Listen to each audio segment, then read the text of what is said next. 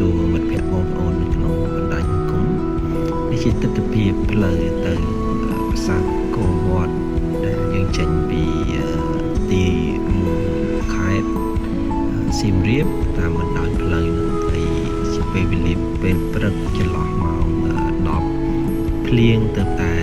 បង្អោតែមិនជាច្រើនពេកទេគ្រាន់តែធ្វើឲ្យទេសភាពជុំវិញមានសភាពរឹតតាបៃតងតាមផ្លូវមានទឹកដក់តិចតិចតែមិនជាអ្វីទេនៅតែស្រឡាញ់ធម្មជាតិផ្លូវទៅព្រោះវាមានដើមឈើច្រើនត្រជាក់សម្រាប់អំណោយផលដល់អ្នកហាត់ប្រាណពេលខ្ញុំទៅមានអ្នកដើរមកពីអង្គរត្រឡប់ចូលទៅទីក្រុងវិញយើងក៏មកដល់ផ្លូវតេសិនអង្គរហើយយើងបត់ស្ដាំនោះគឺទៅស្ពានអង្គរហើយនឹងទៅផ្លូវវងតូចអ្នកសៀមរាបគេចូលចិត្តហៅវងតូចដែលនឹងជាចូលទៅអាចដល់ប្រាសាទមួយចំនួនបាទប្រាសាទមួយចំនួននៅទីហ្នឹងដំណើរនេះយើងឆ្ពោះទៅប្រាសាទប្រែរូបដែលជាក់ស្ដែងនេះខ្ញុំខានចូលប្រាសាទនឹងយូរហើយឥឡូវខ្ញុំកាត់ខ្លីៗមកដល់ប្រាសាទប្រែរូបនេះជារូបភាពពីលើដែលបង្ហាញពីសាច់ញាតិអ៊ំពូមីងប្អូនស្រីក្មួយម្ដាយមកទាំងអស់គ្នាហើយអ្វីដែលចាប់អារម្មណ៍ប្រាសាទប្រែរូបគឺមានសន្តានស្អាតហើយថ្មដែលដូនតាយើងគាត់យកមកធ្វើគឺលាយឡំគ្នាគ្រឹះប្រាសាទខ្ញុំចាប់អារម្មណ៍ឃើញដូនតាយើងគាត់ប្រើថ្មបាយក្រៀមខ្លះហើយខ្លោងទ្វារគាត់ប្រើថ្មភក់ហើយនឹងតួនៃប្រាសាទមួយចំនួនដូនតាយើងគាត់ប្រើថ្មដូចជាឥដ្ឋបាទដូចជាឥដ្ឋហើយផ្លូវឡើងទៅប្រាសាទមានផ្លូវឡើងបែបបុរាណ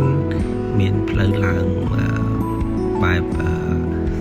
អាញាធិបតេយ្យអប្សរាគាត់រៀបតាមរយៈ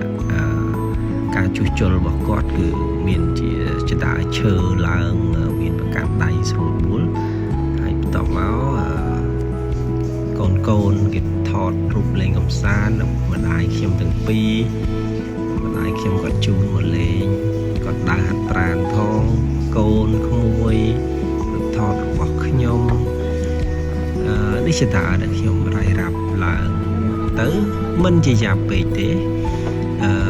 មានភ្នាក់ដៃហើយកម្មនីមួយគឺមានភាពស្រួលបាទហើយបើកម្ពស់ខ្ញុំដូចជាមិនសូវជាច្បាស់ដែរថាកម្ពស់ពីផ្ទាល់ដីឡើងមកដល់កំពូលហ្នឹងវាមានកម្ពស់ប៉ុន្មានប៉ុន្តែយើងឡើងមកដល់កំពូលគឺពិតជាមានទេសភាពស្អាតដែលរចនាបថរបស់តួកំពូលប្រាសាទប្រហាក់ប្រហែលទៅនឹងរចនាបថអង្គរក៏ប៉ុន្តែតាមដឹងប្រាសាទប្រែរូបនេះគឺធ្វើឡើងមុនប្រាសាទអង្គរទៅទៀតអញ្ចឹងរយៈពេលយូរឆ្នាំហើយទេសភាពខាងលើពិតជាស្អាតមែនទែនខ្យល់អាកាសល្អពីព្រោះនៅពេលព្រឹកម៉ោងប្រហែលជា10ហ្នឹងគឺមិនជាក្តៅពេកហើយទេសភាពមើលជុំវិញគឺមានវាលស្រែមានអីផ្សេងដែលពិតជាធ្វើឲ្យអារម្មណ៍ស្រស់ស្រាយ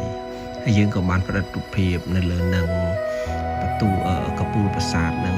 បានច្រើនប៉ុសដែរហើយក៏អរគុណបងសមត្ថកិច្ច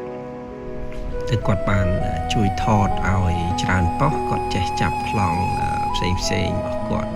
ជួយណែនាំហើយក៏គាត់មិនជួយតែខ្ញុំតែគាត់ជួយដល់ទេសចរដទៃទៀតបាទនេះជាទស្សនវិជ្ជាដែលយើងចុះមកវិញចតាពេលចុះមកវិញ